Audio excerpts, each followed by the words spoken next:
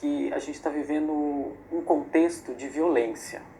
A sociedade brasileira, mas não, isso não é só uma característica da sociedade brasileira, é uma sociedade violenta.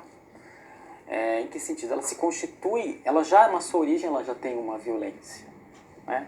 Com relação aos povos originários, por exemplo. Certo. Então ela se constitui, ela se faz com a violência.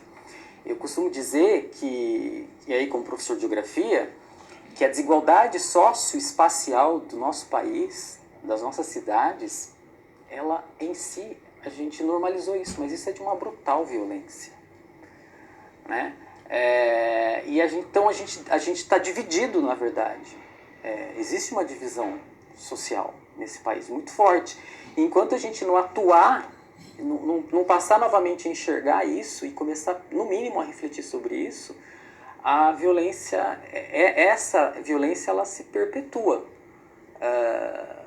Por exemplo, eu dou demonstrações disso daí. Hoje, a gente está cada vez mais... as casas nossas, elas têm grades, têm câmeras. Hoje, o grande, vamos dizer assim, o grande entusiasmo estão sendo os condomínios fechados, ou seja, as muralhas. Nós estamos erguendo as muralhas dentro das cidades. Como era no feudalismo. Assim. Como era na Idade Média. Né? As pessoas viviam em cidades muradas. E nós estamos construindo muralhas dentro das nossas cidades. Já construímos muralhas em volta das nossas casas. Agora as pessoas estão indo morar em muralhas, ou seja, os que estão lá dentro. Quem é que pode estar lá dentro dessas muralhas, dentro das cidades? Com todo o aparato de segurança que se tem hoje, inclusive tecnológico. E quem são os de fora que não pode entrar lá dentro? Então, isso é uma cisão. A gente está vivendo uma cisão no nosso cotidiano, na nossa cidade. E isso é de uma violência.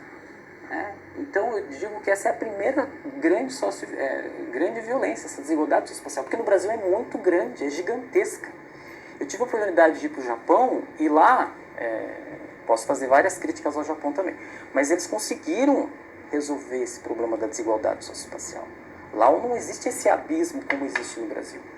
Então, ou a gente começa a olhar para isso e olhar para o nosso passado, um histórico de violência também, de uns contra os outros, né? Haja o que foi feito com a população negra. Tem que se fazer um reparo a essa violência.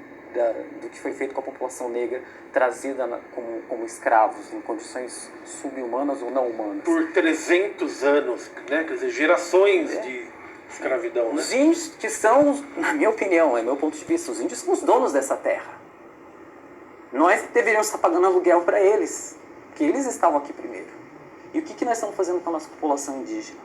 Essa violência. Terminando. Então a gente está vivendo, a gente produz, a gente vive contextos de violência e que isso se reflete no nosso cotidiano.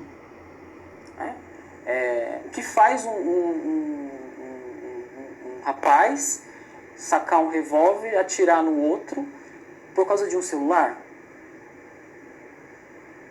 Qual a história de vida desse rapaz? Qual a história de outro rapaz que teve melhores condições de vida e que vive nos jardins de São Paulo e outro que vive num Jardim Ângela?